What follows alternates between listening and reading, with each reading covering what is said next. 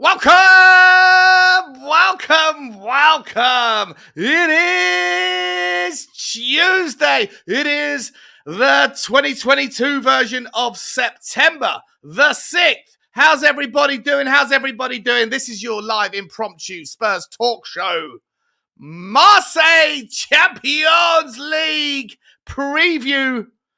We got a lovely guest in the background. We're welcoming back to the show a player, a man, a manager, a loveliest guy you'll ever like to meet. He hasn't been on the show for a while. It's been awesome to have him back. We've only got for half an hour, really, with his time. We're going to talk all about Marseille. We've got all the notes. We've got all the formations. We've got all the players to watch. We've got all the fear factors on. We've got all the reasons to be cheerful. Ladies and gentlemen, the Spurs Talk Show. Oh, it starts right now.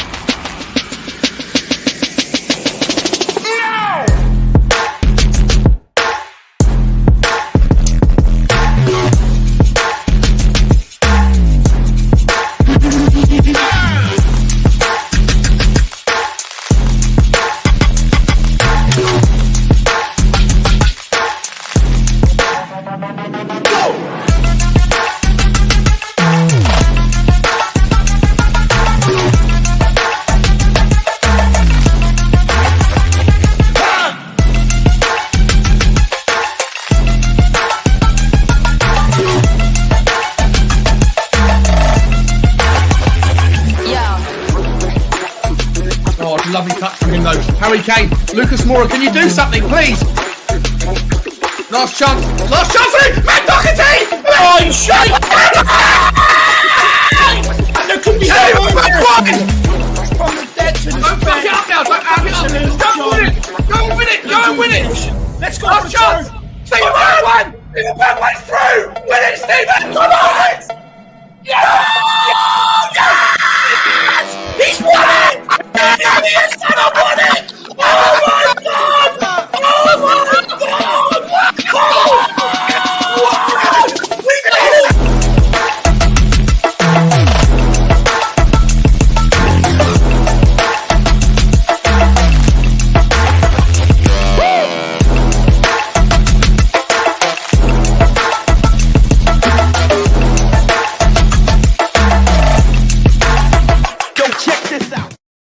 Well, ladies and gentlemen, how's everybody doing? It is a nasty, wet afternoon in London and in Surrey, where I am. But that's okay. We're here to take you through the next 45 minutes and hopefully get through to you some insights on why Tottenham and Marseille, not only why they're playing, but what you need to be looking out for in front of them playing each other in a little bit, in just 24 hours time, 26 hours time. Ladies and gentlemen, let's bring in my man to take us through the show with me. You know him as the Coffee Man. You know him as the guy who roasts not just people with his banter, not just communities with his incessantly intelligent takes, but also coffee beans for his career. Love that about him. Welcome back to the show, Mr. Coffee on Tour, Mr. Ben Kaufman himself. How you doing, Benny boy? Doing good. It's been a good day at the office. We've had fun. We've not been flooded from the incessant rain. And now we're here on the Spurs Talk Show. # all one word. And we're going to talk through this brilliant game. It's back. Champions League is back. Wednesday nights, we're not shy. And we're here. We're back. Nice one, man. Yeah, there's only a few people here at the moment, at least in the comments. Let me just quickly get through that so we can get straight on to the real nitty-gritty, because I know we're under a little bit of time pressure. First and foremost, let me say hello to United Spurs of America. What's happening, Jacob? I don't know what that symbol means. It represents rain, I presume. I think it represents Traore. It does indeed. Terry writes in the house saying, good afternoon, Sava. Sava's not here. Sava, you got the wrong channel, Tess. Yeah, wrong channel. Big afternoon to Sava as well, but he's not here, my man. I'm Sean. This is Ben. How you doing, Terry? Good to see you, my man. Cratch is in the house. What's happening, Mr. Cratch? Good to see you, my buddy. Love you, man. Hope you're doing well. John N's also here saying afternoon, everybody. What's happening, John? Good to see you, my man. As is our green 216. The number's in his name. The audacity. Afternoon, Sean, and everyone in the chat. Terry right now realizes which channel he's actually tuned into, and that's a fantastic thing. Big up. Nick Brown's in the house. What's happening? Can't wait for the game, he says. Me too. Rufus Roughcut's in the business. What's in the building? What's happening, Mr. Roughcut? Love that, man. Love you, buddy. What's happening? John Lindsay's also in the house saying afternoon all. And Terry's just saying, it's all good, my man. It's all good. Welcome, guys. If you haven't already, please smash that like button, because I know everyone's still getting home from work, or the school kids, people on the school journey. I don't know how this early 5 o'clock kind of show is going to do, but I need your help to help the algorithm find me. So smash that like button, smash the subscribe button if you haven't already. And we're going to get straight into it. Benny boy, listen, I've got all the stats and all the breakdowns of Marseille, but right now, before we talk about the opposition, how good does it feel, man, to be back in the Champions League? Well, it's good to know that we're not playing Thursdays because we're shy. What a feeling, what a night. But the most important thing is this is where Tottenham belong. We've got elite players, we've got an elite coach at the helm.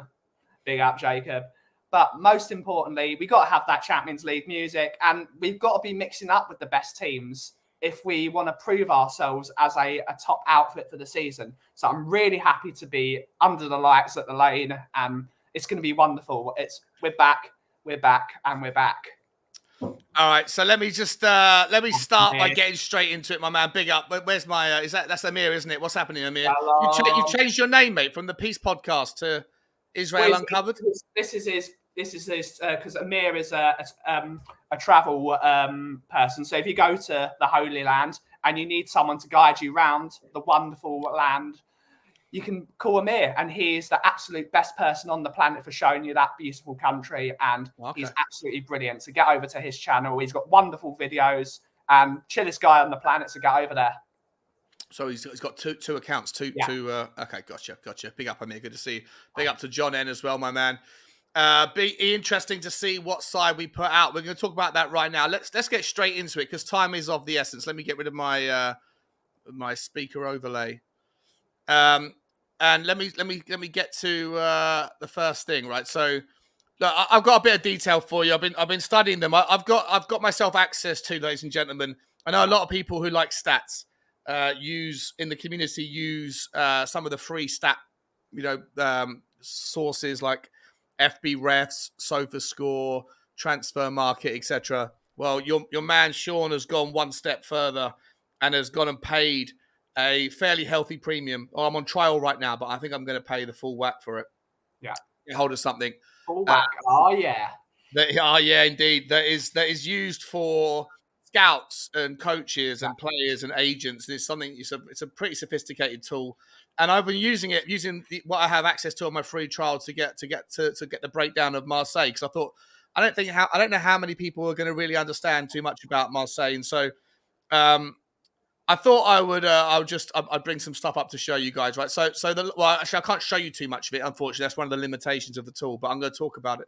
Just to give you the team form, just real quick. Tottenham, obviously, as we know, have played 6 in the league so far this season. We've won 4, we've drawn 2. Marseille, for what it's worth, have got better form, but we know that it's not going to be against the kind of like equity in terms of competition. So I'm going to just call that out right. They are also unbeaten right now this season. But before we get into the players to watch, my man, just want to give you a little bit of a breakdown. Okay, so until the second week of the transfer window, Benny boy, their manager was Jorge Sampaoli, who was a fairly successful manager for Marseille. Right, he took them back into the Champions League last season after a year's hiatus, but he quit. He quit their team in the second week of the transfer window, and citing reasons that the club weren't supporting his ambitions, what they needed in the transfer window. And so he got replaced by an ex-Croatian player called Igor Tudor. I don't know if you remember Igor Tudor from Championship Manager days or whatever, but he's about my age, maybe a couple of years older than me. So he's a fairly young manager. Juventus, I think he also played for Juventus, which is something you might remember him from, Ben. But in a nutshell, ever since, so it's very difficult to use Marseille's traditional format, how they set up. We've only got really 6 weeks of history of Marseille to look at under their new vision, because when they played under Jorge Sampaoli, they were very slow. They were a very slow, methodical team that was high possession. They built the ball up. They built the play up very, very slowly. Under Igor Tudor, they've just completely flipped reverse, and they've gone to a super high press team that is very wing back centric. And they've changed their formation to a general 3-4-2-1, whereas before they played with the back four. It was more of like a 4-4-2 or a 4-3-3. But now they play with a kind of similar formation to ours, but with the two wingmen that we have up front being more as attacking midfielders. And so it should be a really interesting game for me, mate. Do you remember these boys from their time? Well, not Jonathan Klaus. Jonathan Klaus isn't a player that's played in the Premier League, but he was one that was linked to Tottenham a couple of seasons ago. And do you remember the other guys' names, Tavares and Guendouzi? I certainly remember Guendouzi being a bit of a shit house, come to think of it. And I remember Nuno Tavares' brilliant performance in the 3-0 loss at home to Arsenal last season. So yeah. Matteo Guendouzi is an unknown quantity. He is a very decent footballer. He's got a bit of a reputation because of the Neil Maupay thing, if you can remember that, where he grabbed Maupay by the neck and all that nonsense. He's a very aggressive midfielder, very decent on the ball. And he can cause us problems. A lot of these Arsenal players will raise their game, big up Wolsey. They will raise their game to play against us. So the most important thing is they are a high press team, as you said before. So we need to try and control this game of football. Maybe even change the formation. I'm not a big fan of the 3-4-3 in a European competition. I like to have 3 in there just as a bit of solidity and making sure we've got out balls for our centre backs. Yeah. But most importantly, we've got to control this game. We cannot go gun-ho because Marseille are a decent team. Although people will talk down the French league and say it's a poor league, it shouldn't be one of the top 5 leagues, yada, yada, yada. Any team on any given day, if they put the work in, can win a football match. It's 90 minutes at the end of the day. It's nothing special. So we've got to control this game of football. We cannot talk down these opponents. These are seasoned Premier League footballers, a lot of them, seasoned professionals. Mm-hmm. So Marseille are known to be an aggressive team anyway. They've always been an aggressive team, even very aggressive, years and years and years. So we just got to make sure we control the game, take the sting out of the game, make sure that we hopefully get an early goal. That's the most. If we can get an early goal, I think we'll be sorted. But we cannot talk down this. Luckily, there'll be no Dimitri Payet, and hopefully there's no Dimitri Payet, and hopefully Alexis Sanchez is suspended. Yeah, because they're very good at set pieces. They are very, very, very good at set pieces, and that's our weak spot. So we cannot give away stupid free kicks away on the edge of the box because they will punish us.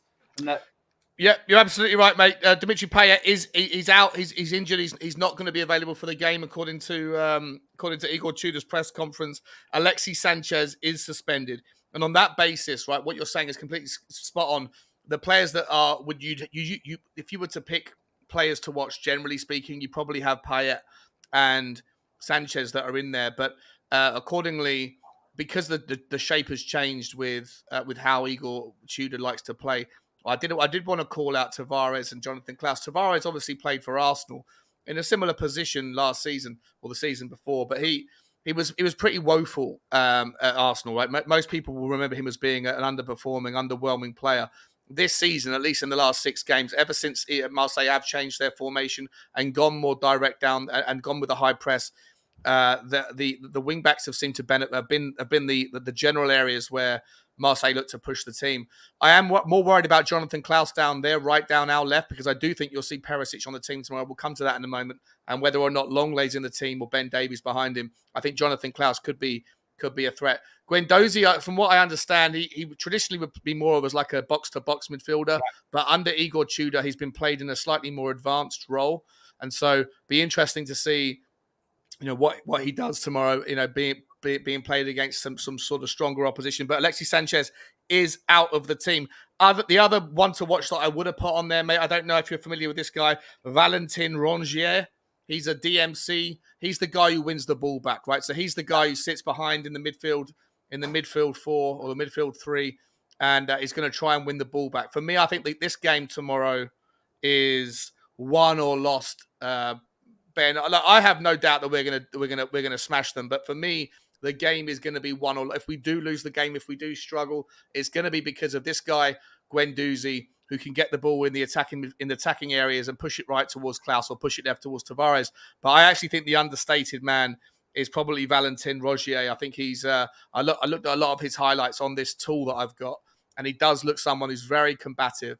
And for me, I don't know how you feel about this, but I'm looking for something. Whoever we look, and we're going to go through the predicted lineups in a minute. But whoever we select in the midfield, and I know I take what you're saying on board. The 3-4-3 isn't necessarily something that always works very well. You can get overrun in midfield, and they are going to have 5 men in midfield tomorrow.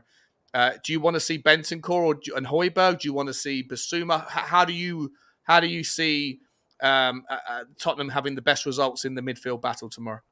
Personally, for me, if we go to a 3-5-2, we've got to have a ball carrier in midfield. I was speaking with my friend Mr. Graham, as we all know. We've got to have Kulusevski as the number 10 role, I think. We've got to play 2 up top with Sonny and Kane, and we play Bentancur as the tiki-taka player in midfield. Not that we play that formation, and we play Højbjerg because Højbjerg is going to be aggressive. If they're going to be aggressive, we need someone that's equally aggressive, and maybe for the second half bring in a Basuma. But I think Basuma might be a bit tactically naive for this game. This will be a very tactical game of football, and we've got to be aggressive because they're going to be aggressive. And who better in midfield than Højbjerg and Bentancur at the moment? They've shown how good they are as a two, and we don't look like half the team without them two. But I'll drop Kulu more into a central position because we need someone that's going to get the ball and run with it. And I think that will allow us to push our wing backs up further, whether it's Emerson on the right and Perisic on that. Definitely play Perisic as well because we're going to need to put some of those crosses in. I would prefer to play a more attacking wing back because we're going to have to push them back as well because they're going to be aggressive.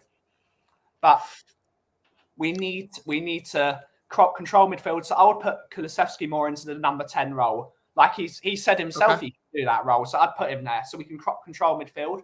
But we don't want to play too many of the same player. If we played Bentancur, Højbjerg, and Basuma, all 3 players are basically the same. So we cannot play those 3 players. We've got to have someone that's slightly different. So that's what I would do personally. But we'll see. 100%, my man. 100%. This is before I come in with my opinions on this one. I just want to shout out Moon Doggy Dog. Appreciate the super chat, man. Hope you're doing super well wherever you are right now. I hope you're looking forward to the game that's in 24 hours. And thank you so much for the super chat. Guys, if you are there is 60 people watching. Do me a favor, guys. I'd love it if every one of you could just smash the like button, right? It costs nothing to you to do it. And I'd love to get this to get the likes and the engagement levels up on the channel because I am going to be happy to be going live at weird times over the next few weeks, and the algorithm might struggle to recognize the channel given the times we're going. So I really appreciate any engagement metrics that you guys can throw towards the channel. I have built this. And you know what? Seeing it looked really good on my PowerPoint slide, but now I'm looking at it real time. I don't think anyone can even make out who the players are. But this is the 11 that I've gone for, my man. It's Hugo Lloris in goal. That's obviously a given. Yeah. We've got Romero. I've gone for Eric Dyer and Clement Longley in the back, right? And the reason why is because Marseille have gone to this high press formation, right? They will spend the first 30 minutes of the game pressing with super high energy. And I think that's going to open up a lot of opportunities. If they embark on the same strategy that they invoke in the Ligue 1, then I think that it suits Tottenham's style of play. Now we have to worry a little bit about maybe nervousness and conceding an early goal, Ben. But for me, I think if they are going to press high, and I'm actually going to before I go too much detail into our thing, I'm going to bring up theirs, right? So this is the formation that I see happening. You got Luis Suarez in number 10. That's not the Luis Suarez that we know about. This is a far less of a threat. Luis Suarez from Colombia. We got Guendouzi. I've just realized now that should be Gwen with a G-U, not G-E-N. It's G-U-E-N. And you've got Under is a Turkish guy, Cenk Under.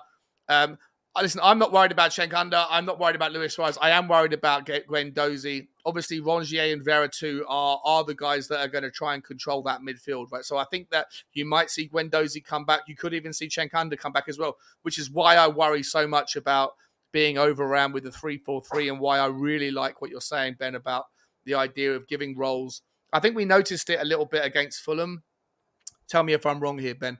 But if you looked at the heat map of Richarlison, and you didn't know it was his heat map. If you just saw his heat map, I can bring it up if you haven't seen it. But essentially, it's absolutely everywhere, right? You wouldn't know what, but you'd think probably he was a right wing back or some sort of right back. But he was absolutely everywhere, almost playing as like a number 6 at times, number 8 at times. Do you think that we need it? Because I think if you agree that we're worried about Veretout and Rongier, very good players, and Guendouzi can drop back in and overlap and overload in the midfield. To me, I worry a little bit about.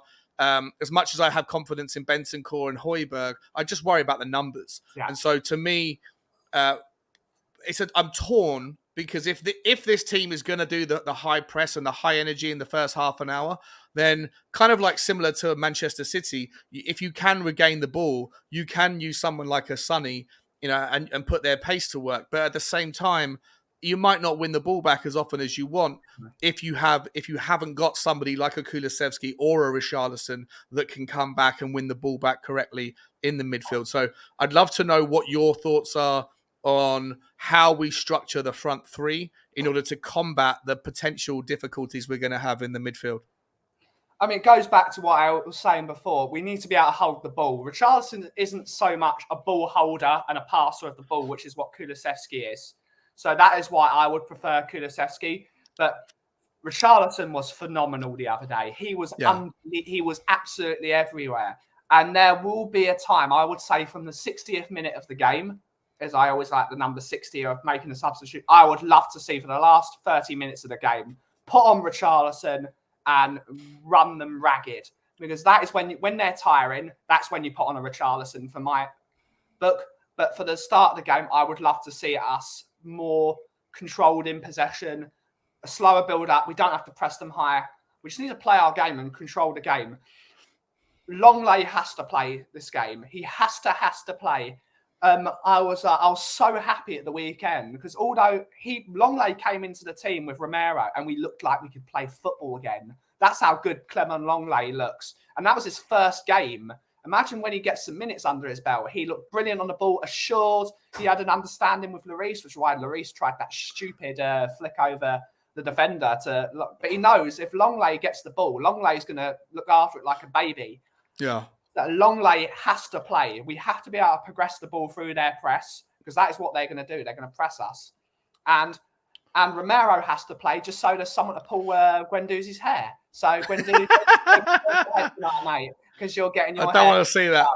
I don't want to see that tomorrow myself personally. So but you would like to see Sonny play. You like to see Sonny start and then Richarlison come on. Okay. Yes, that's what I would like to see. Because Sonny is going to be frightening for them. They're going to be pushing their wing backs very high, so there's going to be a ton of space for Perisic and Sonny to attack their left centre back. Or right centre-back. So I would play both Perisic and Sonny. And I would probably push Sonny more towards Kane, just so we can overload their defence. Because if you have a load of forwards, again, we can't leave Kane isolated. We got to control the game. Yeah. Are you thinking ahead, though, towards, we've got Manchester City in, what would it be, like 3 days later, Saturday night? I'm going to that game. I can't wait to get on the coach with your mate, Graham, and Ben and Sim. It's going to be a big up, Graham. It's going to be interesting.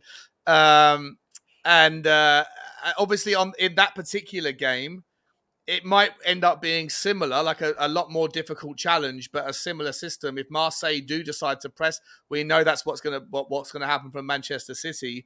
Then you definitely, in my opinion, need Sonny on the pitch against Manchester City, right? Because until now, in the 6 games that we've had to play, because of the I've been saying this a lot on my channel, because of the injuries to Romero and because of the fact we've got Emerson on the pitch and Sanchez has been there for a couple of games, that it's been a distorted 3-4-3 where Conte doesn't have the faith in the right-hand side to move forward. So we push all these additional players on the left. We Ben Davies' average spot on the heat map has been inside the opposition half. Perisic even further forward than him. What does that mean for Sonny? It means that he has to step inside, and it also means that the opposition know where we're going to go, and so it doesn't allow for much space for Sonny to do what he does best, which is run at defenders. For me, against Manchester City, that is something which is going to become more available again. So I think it's absolutely essential that Sonny starts against City. And whether it's rotation or rest, I don't know what the right justification for it is. But for me, some people, I was speaking about this earlier, some people say, well, if that's the case, then it would be great for Sonny to get a goal against easier opposition against Marseille, right? To get his head in the right space before he plays Man City. Yeah. But there's no opposition. There's no such thing as it in the Champions League. Every game is going to be an absolute. You cannot take your eye off the ball for a second. I agree with your point, because when we were playing with Davinson Sanchez as our right centre back, we didn't have someone that could progress the ball. So we were forced to basically only overload our left side. But that is the 3-4-3 system. Your centre backs go into midfield. They become the third midfielder when we've got the ball. So now we've got Romero back who can control and pass the ball. Those problems will start to fade. But now that Longley is in the team, we will see Sonny get found a lot more. So I think this is when Sonny will start to hit form. He started to hit form in the game before, and it was unlucky he didn't get a goal. So Sonny's going to get a goal tomorrow night. I can feel it in my bones. So you'd rather see Sonny play tomorrow and also on Saturday? Yeah. Does that then make you worry about whether or not he's going to be fit for the Tuesday game away in Sporting? Because it's only 3 days later. This is why I'm not paid £20 million a year like Antonio Conte. He makes I understand. But how would you see it? Like, there's, and I'm not just actually throwing this at Sonny, because the rotation. There's questions about rotation for Emerson. There's questions around rotation for. I mean, Eric Dyer, I think, is going to have to play. Yeah. For 50 games this season, but I don't. It's not as taxing as a centre back as it is as a forward, or as a wing back, right? So, when does the rotation come in? Like this, like the 11 that we see tomorrow night, Ben, could be our strongest 11, right? Yeah. It could be Longley, Dyer, Romero. I don't know if you include Emerson as your strongest 11. Perisic, Højbjerg, Bentancur. So if you have it your way. Sonny, Kane, and Kulusevski. For me, that's the strongest 11. Yeah. Maybe you could swap Emerson for Doherty, depending on how you feel. But they would have played 4 games in 11 days, 5 games in 13, 6 games in 15 days by the time that this little run before the international break comes in. At what point do you rotate? Well, we're going to have to start rotating. It depends on the system. I'm not totally sure what system Sporting Lisbon play. If someone in the chat could tell us what Sporting Lisbon play. I haven't done my research on them yet, so I don't know. We adjust as it go. If we're playing a team that plays a back four, I would more be inclined to play Richarlison so he can get at them and he can get in behind them. But in teams that are more free at the back orientated, you're going to want players that are better on the ball because they're going to be a lot of players at the back. But I would possibly play Richarlison against Sporting Lisbon because they're not going to be so used to playing a player like Richarlison, and they're a possession-based football team as well. So we might need to harry them, especially away from home. That's where the idea. I think Richarlison will be brilliant away from home in some games. It depends what system they play at the end of the day. Yeah, 100%, my man. Okay, well, look, let me just press pause for a split second. Moondog's come back and another super chat. Big up, Moondoggy Dog. He says, I'm not worried about this game at all. 2-0 to us. Love that, my man. Thank you so much. No, he's changed his first goal scorer. He's now a Højbjerg first goal scorer. Oh, bloody hell, Moondog. He made money. He finally made money on the in the game against Fulham. So he's starting to pay back his debts. No doubt about it.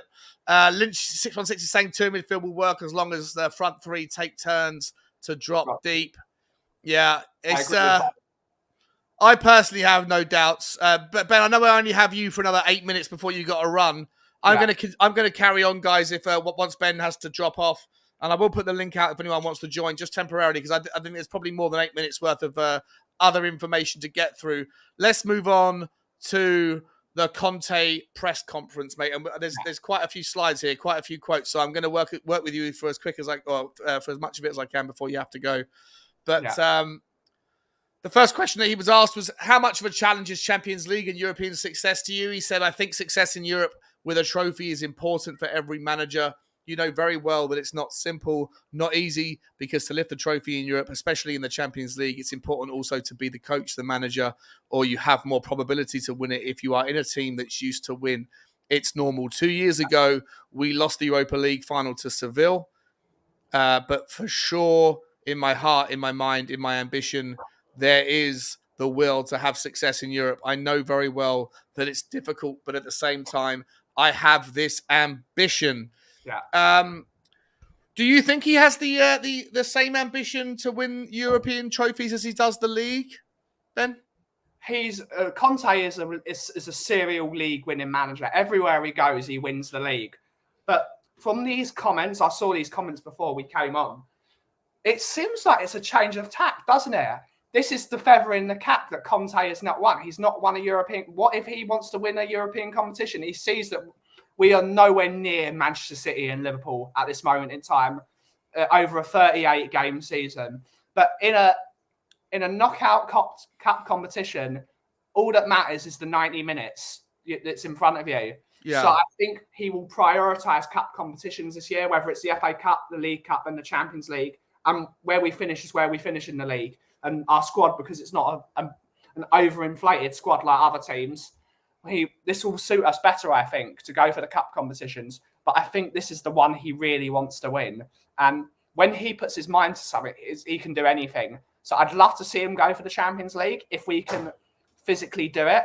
And a lot of the teams in the Champions League this year are possession-based football teams, like the Man Cities, the Barcelonas, the Liverpools. There's no reason why our system can't beat them. Our system is perfect against these teams, which is why we beat Man City twice every year. Probably not so much this year, but I think. What do you mean? What do you mean? Not so much this year? We're still going to smash them twice. Come on. Bloody well hope so, Sean. But I'm realistic. They look very, very decent. They do look good. But I think we can do well against possession. I think the only other team that really plays counter-attacking football is Real Madrid. I think they still play a more counter-attacking system from what I see. But I think we can do well against possession-based football teams. The only problem is when we play a low block. As soon as we play a low block, we're done for because we didn't buy a number 10 in the summer. Yeah, 100%, my man. Yeah, it's very true. I think that this season, with Tottenham are very hard to beat. I think that we're not giving enough credit. I actually had a stat yesterday. I might butcher it. I might get it slightly off. Right, I can't find my notes. Right, but like, and I asked this to the boys that were on my game night Tottenham show, and I don't think I got the response I was looking for. I'm going to ask you quickly. I think from memory it was that we have conceded 10 goals or 11 goals in the last 17 or 18 Premier League games, right? Spanning to all the way back to the game after the Manchester United loss when we lost to them at Old Trafford. If you were to extrapolate that ratio of goals conceded to games played in the Premier League out over the course of a season, we would concede 22 goals. Yeah. That would be joint third lowest goals conceded in the history of the Premier League. The only two teams that have ever conceded fewer goals than that are Arsenal in the 97-98 season and Chelsea in the 2004-2005 season. On that basis, Ben, I believe that we need to pay, Tottenham fans generally need to pay a little bit more respect on the name, on our defence. And I think that part of the reason why we don't is because we've had the names Eric Dyer and Ben Davies as our defenders for a long time. And if you were to swap the exact players that we're seeing playing for Tottenham right now in Ben Davies and Eric Dyer and replace them with, some foreign player called Doa and Davicini, right? And they were new players, but they were performing to the same level over the last 9 months. I think Tottenham fans would be far happier, far more content with the defense. I think it's the fact that we have had these players for so long. There's a recency bias or a lack of recency bias that we haven't changed our defence for frequently enough, apart from Romero. I just wanted to get your thoughts on that before we move on to the second of Romero's comments today. At the end of the day, Tottenham fans don't trust these players because they've let us down so many times. They've let us down and they've let us down. They've still got mistakes in them, even though we're playing much better. It's more to do with the system we play and the amount of protection we give the centre backs. Now we've got 2 in front of them, 2 defensive midfielders in front of them, 3 at the back. We play a very defensive right wing back who doesn't attack at all. So we're basically playing 6 defending and everyone else attacking, which is possibly why we're so much better defensively. But as soon is that a problem, considering that we also scored we scored the second highest amount of goals of any team in the Premier League in the same time period? Like for me, I don't understand. I get it. I get that it's not perfect, but for me, I feel like we're conceding super few, and we have, maybe not this season, but we have been through a process where the same front three who have worked with the same back three have scored the second or third highest. I think it's the second highest amount of goals of all the teams. Yeah. Like for me, I don't understand where the reservations are. I feel like we should be celebrating, and I can only put my finger on it that it's because we've got some names in there that have been around for a little bit too long. It's all about progression of the ball. I think that's why possibly we haven't succeeded, is because haven't got as high a ceiling as you would want. If you took out an Eric Dyer and put in a world-class centre-back like a Skriniar, I think we would concede even less. Yeah. Dyer is playing brilliantly. I'm not on as much as I would much prefer to improve Eric Dyer. I would love to improve him, but there's no reason why he wouldn't be a squad player. I also think it's worth pointing out the game. That's what worries me about this defence. Now that Longlay's in it, I'm starting to be a bit happier because we control a possession. But when you play a defence of Davis, Dyer, and Sanchez, that brings massive problems because they cannot progress the ball at all. And that's what showed in the West Ham game. West Ham, who are not a brilliant football team at the moment, they're struggling. They knew if they put a wall against our left-hand side of the pitch, they would stop our entire team playing. And we cannot have that against a Real Madrid, a Barcelona, an Inter Milan, an AC Milan, a Chelsea, because they still, in the words of Kimber, he still turns his back. He turns his back when, like, in the best defenders, they go straight forward and they throw themselves at the ball. Even Mr. John Terry is a prime example. He would, if a ball was, he would throw his body on the line, and you need your centre back and your leadership candidate to do that. And it hasn't harmed us though, mate. You know, I think that the counterpoint to what you're saying. Yeah, go on. Sorry, mate. Our midfield is our problem with our team, not so much the centre backs. I think our defence gets too much blame, and our midfield doesn't get enough blame. As much as I like Højbjerg, and I think Højbjerg has got a place in this team, we drop a lot of points because of Højbjerg. Like the West Ham game was a prime example. Yeah. When West Ham did a foul throw, Højbjerg was busy shouting at the ref instead of defending. So if you want to criticise the defence, you've got to equally criticise the whole team.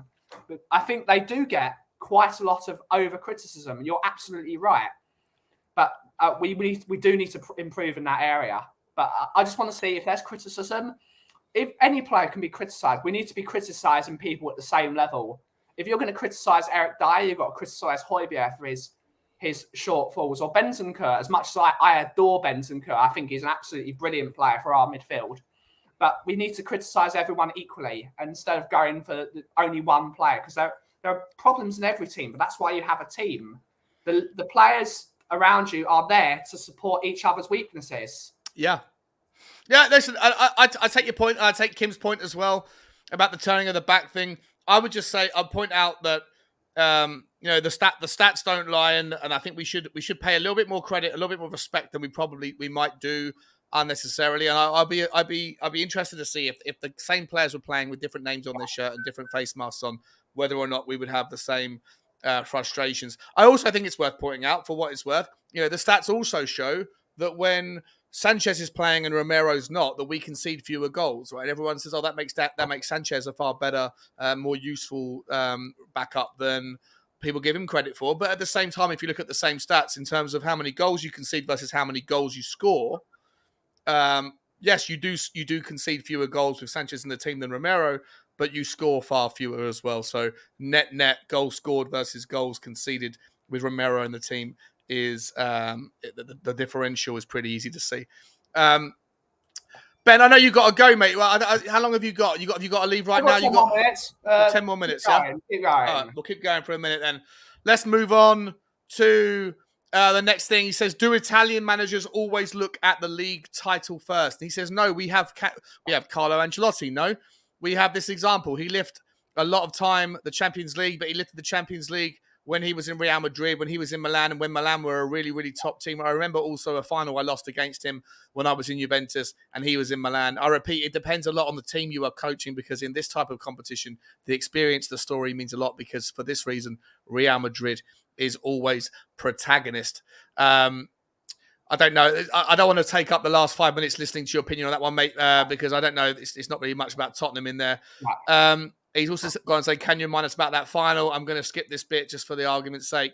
Thoughts on coming up against your former Juventus teammate, Igor Tudor? He says, about Igor. Igor is a friend and we played together for Juventus for many years. He's a really good guy.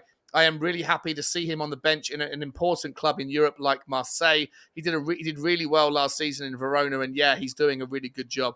He likes to work a lot, and his team has a very clear idea, and I wish all the best for him and Marseille apart from these two games against us. Do you know much about Igor Tudor, mate, apart from what we've spoken about? Do you remember him? I know you're an Italian football fan. I wouldn't say I'm an Italian expert. I've got many loves of the Italian football league and system, but what this tells me for this particular game is there's going to be respect between the two managers. So I think that the other manager will not try and shithouse us until the ends of the earth. So hopefully that's the case, because they will do that to other teams. They are a very aggressive football team. So who knows what's going to happen, but there's going to be at least a bit of respect between the two managers, which is great to see. But it doesn't matter who the manager is. We've got to go at them. But hopefully this is a good thing. I get it. All right, let me quickly push on. We've only got 10 more minutes of your time. What are the expectations for Spurs in the Champions League, was asked. And Conte said, first of all, we are talking today at Champions League press conference for what we did last season. And I think last season we did a fantastic job. Honestly, it was difficult only to think about playing the Champions League this season. Instead, for the work we did with great compactness between, we got this achievement. We must enjoy to play in this great competition in Europe, but we have to play to try and do our best. You know my thought. We have to play with great ambition, great passion, and with great will to be a protagonist in this. He likes the word protagonist. I don't even know what. I think I know what the word means, but I think he's overusing it a little bit. The main character. It's the hero in the story. Yeah. That's exactly what it means. The hero in the story. I know very well this tournament is really difficult, the most difficult in the world, but at the same time, it's a great opportunity for us to show we are going in the right direction and taking steps forward. And we want to try and improve and give satisfaction to our fans and ourselves. Rather than let me ask you about what he said there, I think it's clear what he's saying there. I think he's saying how difficult it is, but it's important and we should enjoy the process. Let me ask you this, Benny boy.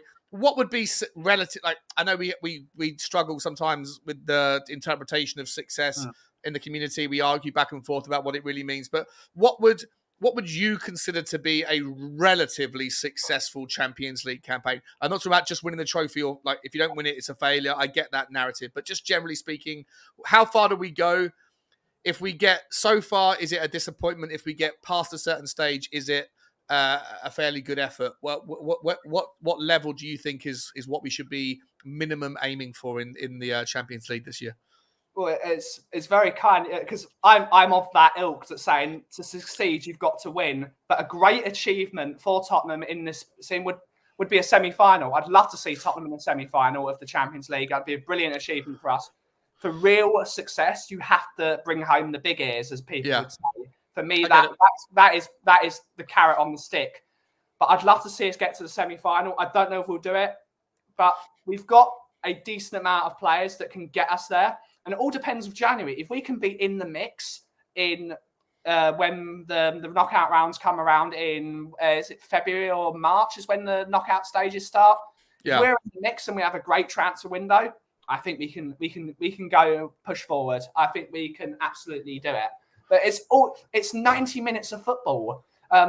it's not like a league season where you've got to be consistent over. It's 90 minutes or 180 minutes, one game at a time. You've got to do as well as you can in each game, take one game at a time, and let's see what happens. If we can win our games, that Michael Owen quote, if you win games, you're going to get further in the competition. It's a Michael Owen quote, I know. Yeah. But Yeah. It's 180 minutes of football. It's 180 minutes of football. If you can perform most of those games, you'll do well.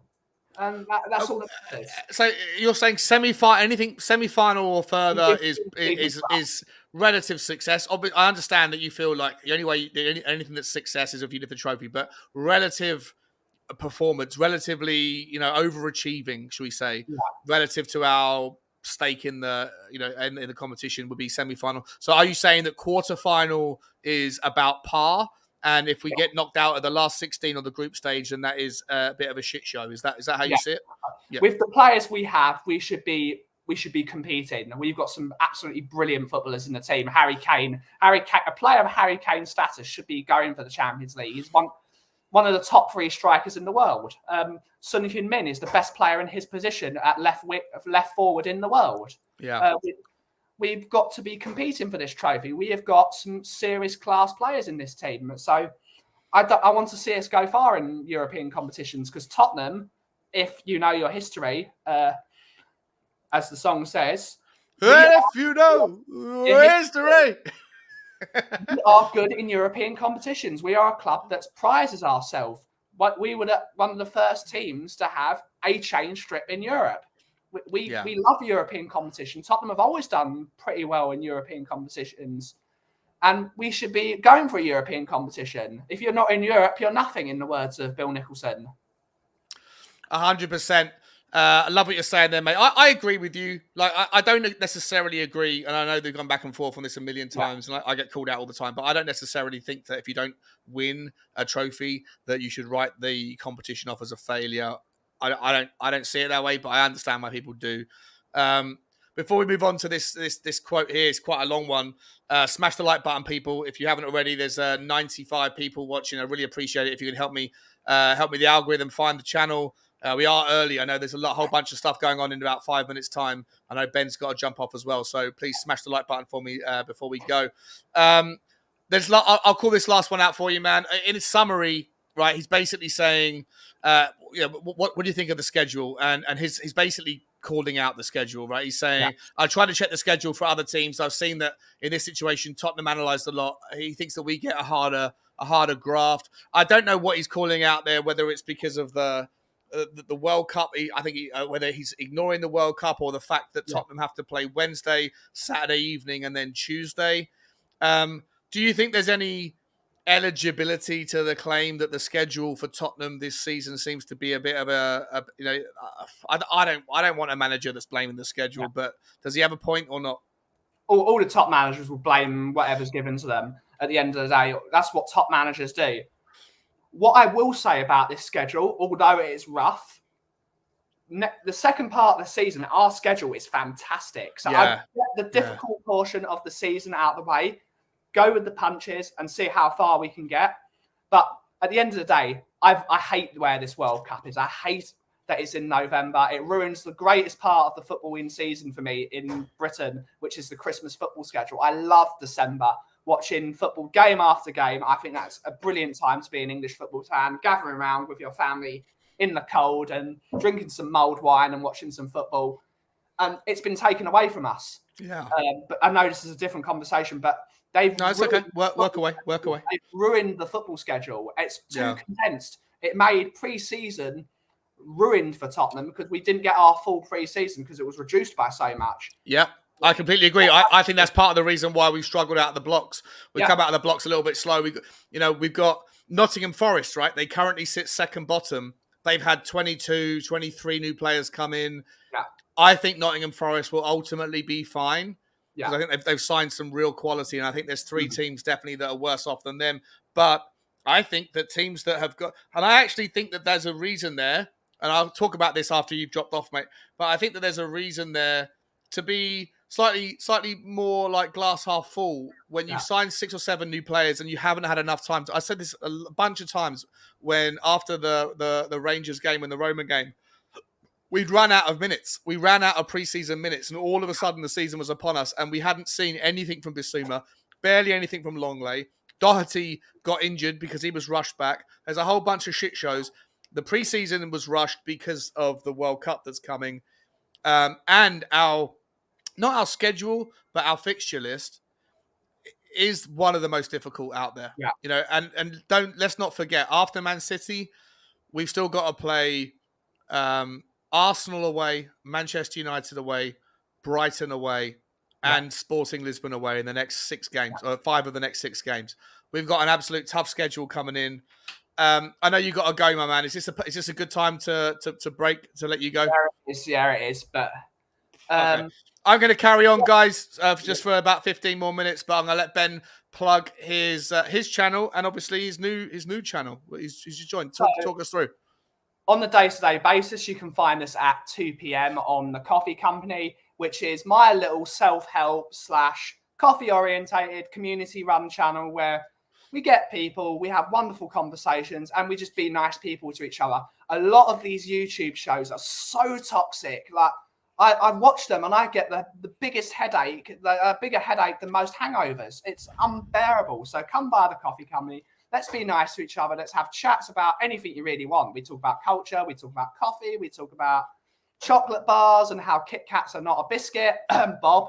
But most importantly, we just be nice people to each other. So join us there. And of course, you can now find me over on Tottenham on Tour. I have joined the team with Mr. Daigle, Mr. Ireland, and Mr. Kiriakou. And we're doing match day content every other week with the home matches with Ryan Isaacs and with Danny. And this is a brilliant channel to be a part of. Tottenham on Tour is going strong, and I'm just happy to be part of the channel. It's a fantastic show with them boys. And join us on Tottenham on Tour. We're going to have a lot of fun, and we're going to get a lot of great content. A lot of things are in the pipeline. We've got a Tottenham on Tour coffee, which has come out called Coffee on Tour, which is absolutely fantastic. You should buy it at the Coffee Company. And it's brilliant stuff. Absolutely awesome, Ben, mate. I know this was short and sweet, buddy, but it's been a hot minute since you've been on the channel.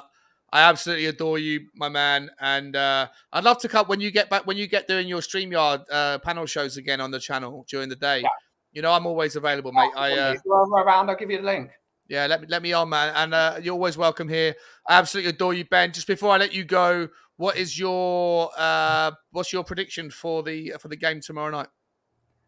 So I believe we're going to win 3-1 tomorrow. It's going to be a very difficult game of football, but I think we're going to see it through. I think our firepower is enough to put us through the game. And come on, you Spurs. And thanks for having me on as always, Sean. It's always lovely to have a chat with you. And it's always great to see the wonderful folks at the Spurs Talk Show and not be banning them as a moderator. And everyone's been really chill today. And big up, everyone. Thanks for being so nice. You're a sweetheart, Ben. Love you to pieces, mate. I won't see you this Wednesday, but I might see you the next home game. Where's the next home game? Let me think. Is it? What's no after? idea, to be honest. No, neither do I. But I'm going to get tickets very soon, and I'll be there, and we'll have a beer afterwards, mate. I love you to pieces, buddy.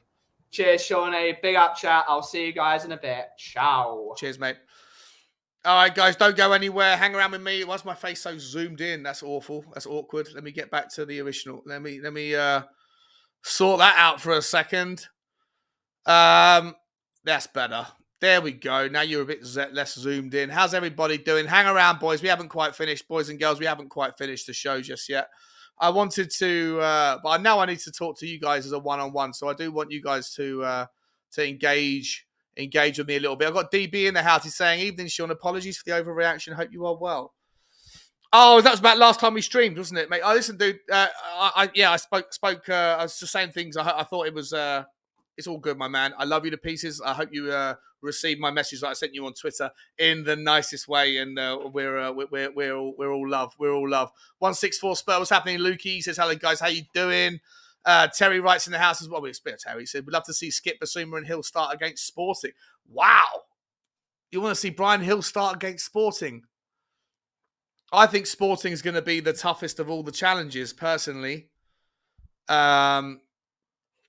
Yeah, I think Sporting are going to be tougher than Frankfurt, and especially away from home, tough game to play. We haven't played there I don't think we've ever played. I think from memory of looking at the stats, I don't think we've ever played at Sporting, but they're a tough outfit with tricky players. I don't know about Brian Hill. Happy to see Skippy back. That'd be fine. Love to see Skippy back, actually. Don't know. Let me ask you this, guys. Let me ask you this. I was on We Are Tottenham TV earlier on, and I was talking to them about how we slide in. You know, how do we rotate, right? And my take was that I think we should probably, if you're going to rotate Sonny, if you believe in the rotation and the resting system, I think probably, I said at the time, I think probably Sonny should be rested for this one. Then I remembered that obviously Marseille do the press, the high press, and it's a viciously high press, high energy. Expect them to come out of the blocks tomorrow fast, rapid, right? We're probably going to need to hang on, quote unquote, for the first 10-15 minutes, because they are going to be all over us.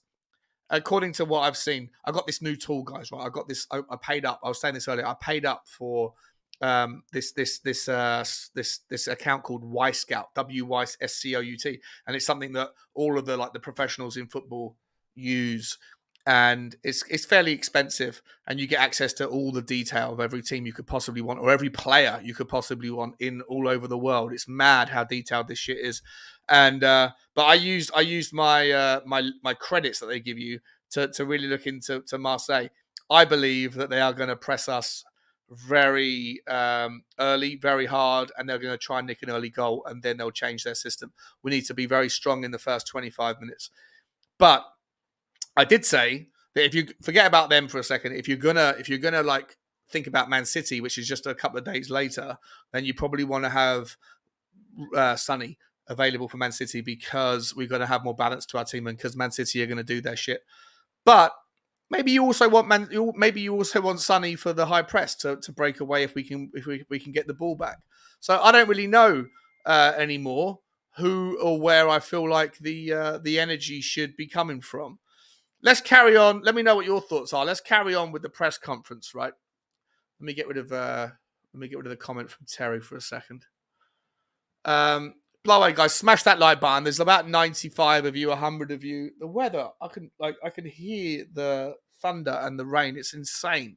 I don't know where you are in the world, but right here, we've been looking for rain for a while, and it's coming down all in a hot minute. Smash that like button for us, guys, and the subscribe button if you're new here. It'd be great to see you again. And the notification bell helps, because we do go live quite impromptu. On the VAR, Conte said you had some things to say, or someone said you had some things to say on VAR at West Ham. How worried were you about what you saw at Chelsea and Newcastle at the weekend? And he said, you know what? I said in the past about the VAR, I think to go again is not right, but I can tell you that my hope that they go to improve and try to find the right line of the decision, because in this moment, the line is not the same line and the same vision, and this is really dangerous. Is he calling out the actual line? Is he saying that the lines aren't necessary?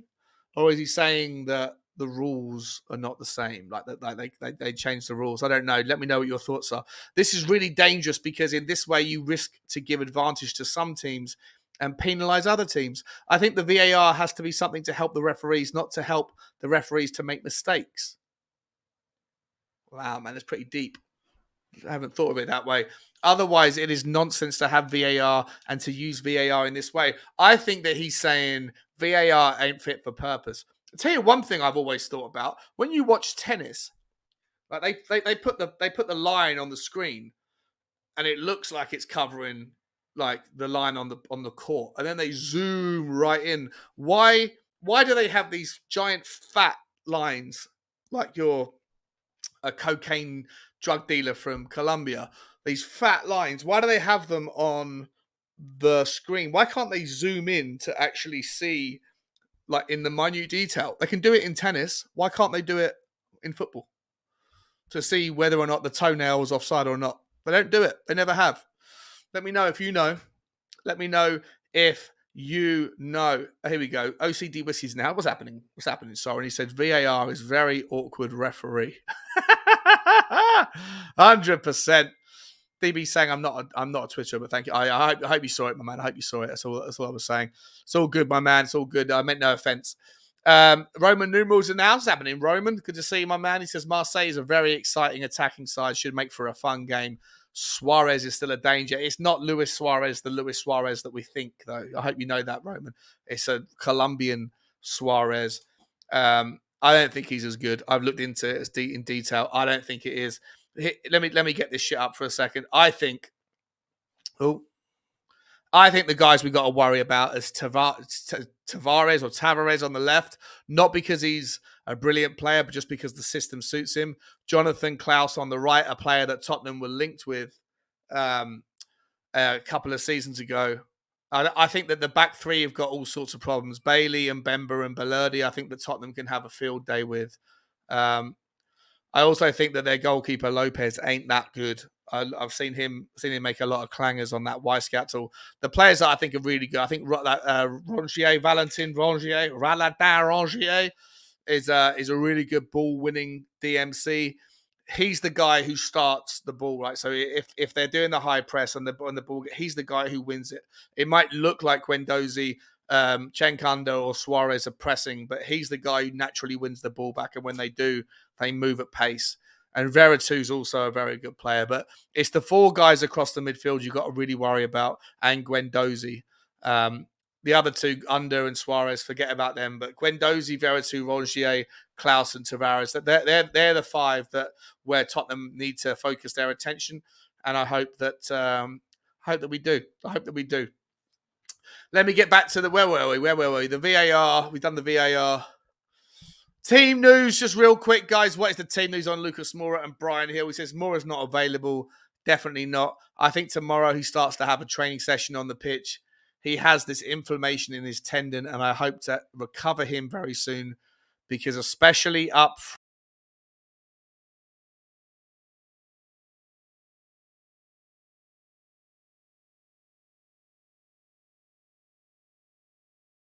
Sorry, everybody. Don't know what happened there. I dropped out. I didn't lose you. It's about time to call it a day. Anyway, for me, guys, that's all I wanted. I wanted to spend an hour with you tonight. I hope that doesn't offend you. I love you all. We are going to be doing the show tomorrow, the watch along. I'm going to have Adam William Cahill with me, and maybe one extra guest. Maybe someone like Soren, who's in the house right now. Maybe he wants to pop on and join us. I don't know. We'll speak about it. But either way, make sure if you want to watch the game, I'm sure you have access to it. If you don't have access to it, you can listen to it and be a part of the show with us tomorrow. Smash that like button, the subscribe button, guys. We are going to be talking all night tomorrow night about Marseille and Tottenham, and then going further into the Man City game, and then also Sporting Lisbon as well. I love you guys. Like, share, and subscribe to the channel. Do me a favor, hit the bell as well. And as always, guys, thanks for stopping by on this nasty Tuesday night. Stay safe out there. If you're driving home, make sure you have your lights on and you're paying attention, because it's dangerous. I'd imagine it's real dangerous out there. I love you all. I'll see you tomorrow. Come on!